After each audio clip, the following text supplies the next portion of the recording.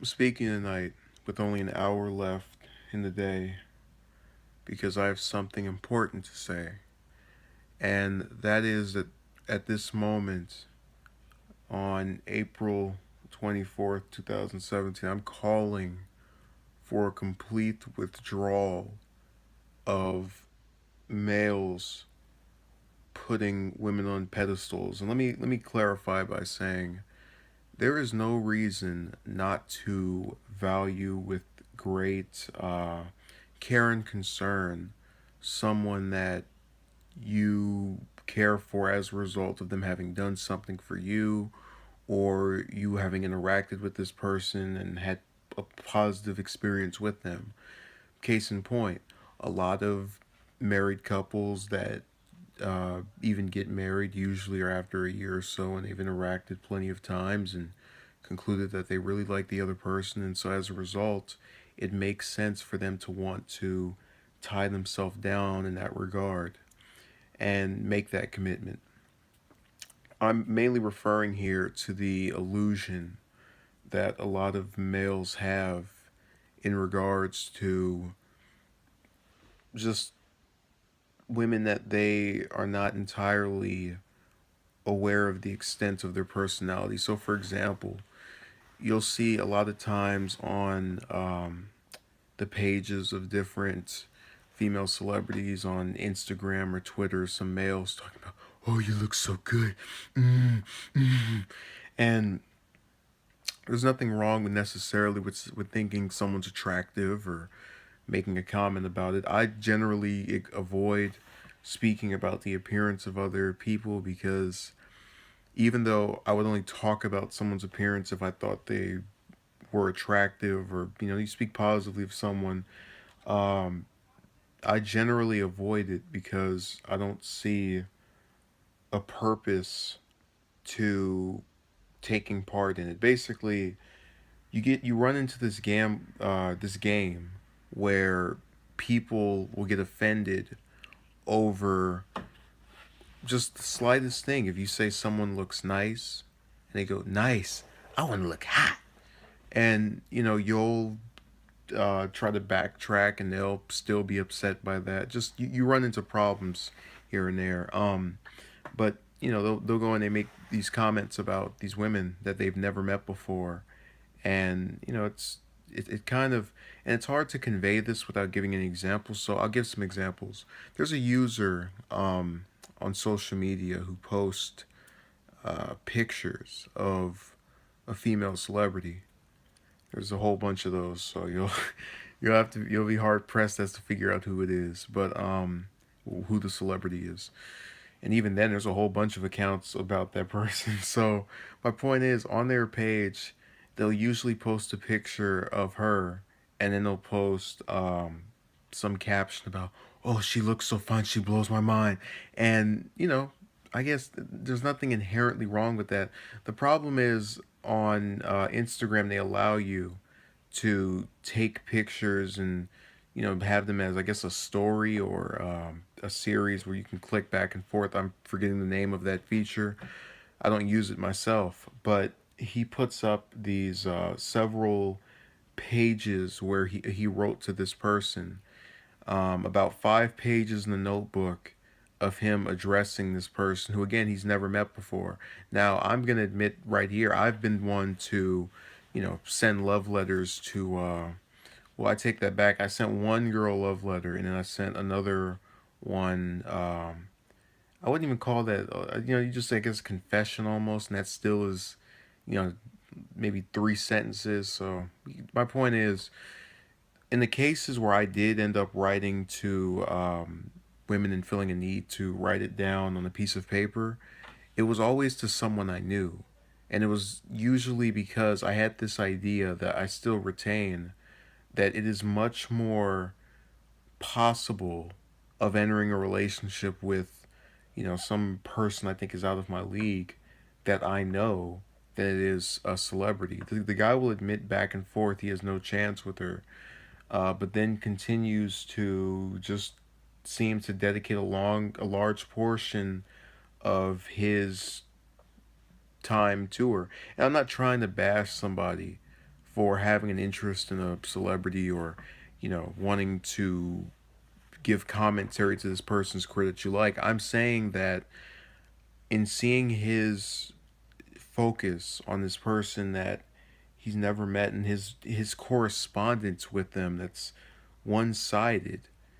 I don't want to say, I'm not trying to paint him as being disturbing, but I'm saying you have to watch out, because I understand where a male would come from in wanting to show their dedication to another person. The problem is a lot of uh, women online don't get that, and they will build up these ideas in their mind about you, and claim that you're out to get that celebrity and end up doing something to them. And it's unfortunate of our culture that you cannot express uh, that type of interest in someone without it being the cause for panic. And there was another example last year where a male I was in high school with made a series of accounts to try and talk to some girlfriend of his that broke up with him, and I think they were together for maybe a month. And I certainly can attest to the fact that they were not in a long-term relationship. Why am I bringing that up and exposing this candid detail of this tale? Well, I asked him one day, I said, why are you so hell bent on this one relationship? Because being as pushed to the curve as I've been in my attempts, where I don't even get that close to actually getting into what one would define as a romance, I just kind of don't really put anyone on any higher of a level than another person. And I'll explain that in a few seconds, or whenever I get through recapping what his response was. So he told me that he was supposed to have a family with this woman, and I looked at him. I thought to myself, I said, where do you get off assuming that this person you barely know anything about is going to bore your children, or even much less be in a relationship with you? Barely know her. And if she really cared about you as much as you think she does or can, she wouldn't do this. So I realized a big part of, I didn't say that to him, but that was what went through my mind. A big part of what was so shocking to me in both of these cases is that with the guy that wrote on Instagram, he made a video where he said something to the effect of, he was making a joke about suicide because he couldn't meet this celebrity or be with her. I thought to myself, man, you have a family, you're not physically ill, you can get up, you can walk, you can run, you can see perfectly fine, unlike me. There's no reason to end your life, especially because someone you've never met before is probably not going to meet you. I would like to meet George H.W. Bush, who's probably, going to pass away before I ever potentially get anywhere of notoriety to where he would want to see me. I don't lose sleep over it. I just accept it for what it is. I'd like to meet Jimmy Carter, or, Sanders, or Warren, or uh, Ellison. And I realize that that probably won't happen. And it doesn't bother me if it doesn't, because true care and concern for a public figure is going and understanding them for who they are, and following the ideal and morals or otherwise reason for their being there to begin with. So, yeah, I never met Sanders, but if I go with his ideology and represent it in the way I think he would want me to, as well as, with my own consent to that, then I don't need to meet that person. That does nothing to further their influence on me. But whatever. So as things, went on, both of these two males made these suicidal type uh, depression wording in both of my correspondence with them. And I started to think and harken back and say to myself, why is it that for every time I get into some type of, day where, oh, it's right after you get rejected by another one, I don't get this immediate feeling to jump to, let's end it all, or even really go there in recent times that much, at least referring to relationships. And I realize part of the reason for that is because there are too many to give individual focus to. So the only time it ever really bothers me is when it's after a continuous period of just being turned down. And that only bothers me because there's so many people giving me the same message and basically conveying to me that things will never change. I don't get upset for what is, I get upset for what's going to be. And I base what's going to be off of what I've seen in the past. And it feels as if no matter what websites I read from, no matter whose advice I take, no matter what new strategy I seem to try and implement, it's always going to end up the same. If you approach them, you get rejected. If you leave them alone, you don't get approached. So what does that tell me? Well, if you leave them alone, you don't run the risk of meeting more. They're going to push you further into your conviction that it will never change. You spend less time thinking about them and more time thinking about other things, and you don't get yourself in a situation where there's another guy involved. No, we're fighting over a woman. So I'm sorry, but pragmatically, I have to say, not approaching women is the better option here. And that comes from not putting them on a pedestal, but rather putting what I want to see out of my own life on a higher priority. And I don't live my life for just me. I live it because I want it to improve those around me and repay debts and favors of just people who have, not necessarily, provided a roof over my head, but have made my days better and with whom I can admit to pleasantly being around. People like my little brother, my best friend. They're not, you know, uh, asking for reparations or anything in return, but they're going to get it because they deserve it for having improved the quality of my life. Same goes for other family members and just people that I have met. And most of those, yeah, are male. That's because they didn't come with the drama of having to worry about her boyfriend's gonna say this if she overhears you saying this to her.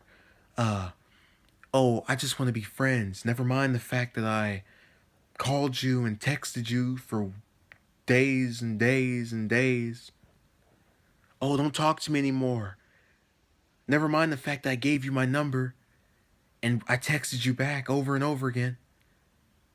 Or my favorite, I have a boyfriend right now, but when he goes away, I might consider it. Then years go by. I'm in another relationship, and you're too young, too inexperienced, and too Catholic. I'm not joking. One of them really said that. Going to a Catholic school nonetheless, but that's I'm trying to be a little bit comical here in relaying my tales. I'm bringing up all of these different experiences and recapping the responses that were given to me to say that, I may be only 19 as people try to claim and, make me sound like I'm so young. But I am a hardened veteran at getting rejected romantically. And there's only one thing I can attest to in that having that happen over and over again. The more it happens, the less it bothers you as far as, oh man, this one person really didn't like me. We got 300 million people in the US, whatever. Uh, but I will say that for each new one, at least for me, I want to say every 5 or 10 times it happened, I just kept thinking, this is really never going to change. This is never going to change. It just reinforces the negativity, and I can't let that reach any further. There are days where I've literally just, in thinking about this, concluded it will never happen. And then you get called negative. And I'll be called negative for trying to tell males, oh, don't put women on pedestal. I said in the beginning of this video, it's not a problem to care about someone that cares about you. But a majority of these women that these guys are going after do not care about them. You know, the guy that is writing about this celebrity, you know, she doesn't care about him. She's never even met him. This dude could die tomorrow and she would not even be aware. And I'm not telling him, oh, take your life or any of that nonsense. I'm saying there is more to you than worshiping this person that has never done anything to directly impact you. And again, I'm not saying that automatically means someone is bad. Don't misconstrue my words, but you know, no one that would depress me over not meeting them would have not impacted me in some way. And I don't see how one has to become so depressed as to take their life over the continued seeming happiness and career success of both of these women that these males were talking about. You know, when a person truly loves something, they're able to set it free. I used to keep trying to talk to this one woman from high school years after we got out, and I stopped, I think last year, and I just said to myself, you know, if I really care about this person, I need to really understand they want nothing to do with me. And I need to let them go because they have let me go. Earlier this month, my giving up on approaching that was brought upon by this one female that stopped talking to me last year, and then we got in contact. I contacted her this year. We spoke for about a week, and then she dissuaded me again, and that surprised me because last year she spent roughly an hour doing, I'd call it a phone filibuster, trying to impact the manner by which I was responding to her decision, or my decision rather, her decision to only speak when spoken to, which was something I chose to implement. I get tired of putting all of yourself into approaching these women, and that goes along with keeping them on this pedestal.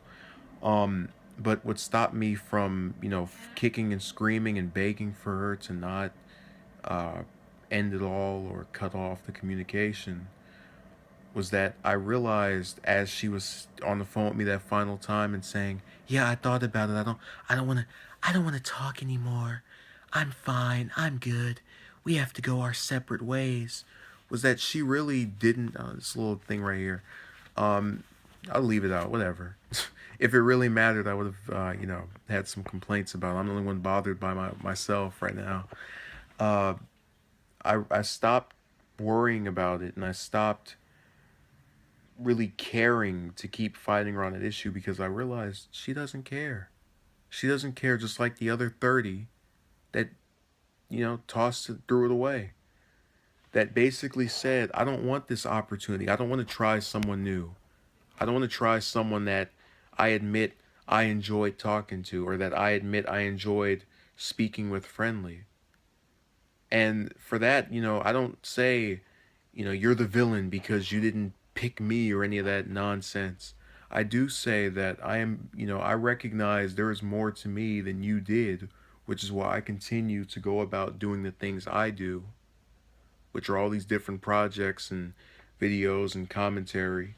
And you can continue approaching the same situations, people, relationships, dynamics that you've seen within your local area, in your other relationships. It's not something that I like to brag about. Oh, you're going to regret missing out on me. But I really do question the level of care that I should have in regards to this. And I realize it has to do with, my disillusion over continuing to be in the same place, relationship wise. But I can't feel a sense of just, disillusion with myself because I went out there and tried. It's not as if I just sat at home all day and didn't, get out there and approach. It's like the traveling salesman who says, I'm going to sell 1,000,000 novels, and then he only sells 200 after going to 5 million people's houses. Don't kick yourself. You tried.